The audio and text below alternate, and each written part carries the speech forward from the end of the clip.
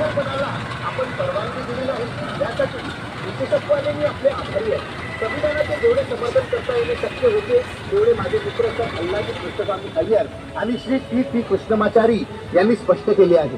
त्यामुळे संविधानाच्या गुणतत्व विषयाच्या चर्चेत मी शिरू इच्छित नाही.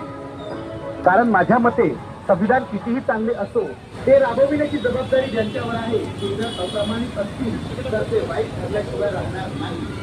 तसेच संविधान कितीही वाईट असो ते राबविण्याची जबाबदारी ज्यांच्यावर आहे ते जर प्रामाणिक असतील तर ते चांगले ठरल्याशिवाय राहणार नाही. संविधानाचा अंमल हा संपूर्णतः संविधानाच्या स्वरूपावर अवलंबून नसतो.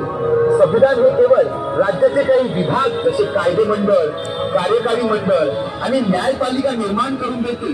राज्याच्या या विभागांचे कार्य ते संवैधानिक मार्गांचा अवलंब करतील की क्रांतिकारी मार्गाचा अवलंब करतील. त्यांनी क्रांतिकारी मार्गांचा अवलंब केल्यास संविधान कितीही चांगले असो ते अयशस्वी होईल.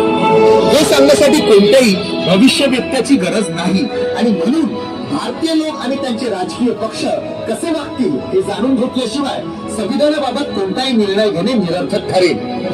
साम्यवादी पक्ष आणि समाजवादी पक्ष या दोन घटकांकडून संविधानासाठी मोठ्या प्रमाणात नापसंती व्यक्त करण्यात येत आहे. ते संविधानाच्या प्रती नापसंती का व्यक्त करतात? खरोखर संविधान वाईट आहे म्हणून ते नापसंती व्यक्त करतात की काय? निश्चितपणे नाही असे मी म्हणतो. साम्यवादी पक्षाला कामगारांच्या हुकुमशाही तत्वावर आधारलेले संविधान हवे आहे. हे संविधान सांसदीय लोकशाहीवर आधारित असल्यामुळे ते संविधानाचा निषेध करतात. समाजवाद्यांना दोन गोष्टी हव्या आहेत. पहिली गोष्ट त्यांना हवी आहे ती अशी की ते जर सत्तारूढ झाले तर मोबदला न देता खाजगी संपत्तीचे राष्ट्रीयकरण किंवा सामाजिककरण करण्याचे संविधानाने त्यांना स्वातंत्र्य दिलेच पाहिजे. समाजवाद्यांना पाहिजे असलेली दुसरी गोष्ट आहे संविधानातील मूलभूत अधिकार निरपेक्ष आणि कोणत्याही निर्बंधाशिवाय असावे जेणेकरून त्यांच्या पक्षाला सत्ता आपल्या संविधानात अंतिमतेचे आणि बिनचुकतेचे शिक्कामोर्तब केलेले नाही किंवा अमेरिका आणि ऑस्ट्रेलियाप्रमाणे घटना दुरुस्ती असाधारण शक्ती आणि अटींच्या पूर्ततेवर अवलंबून ठेवली नाही.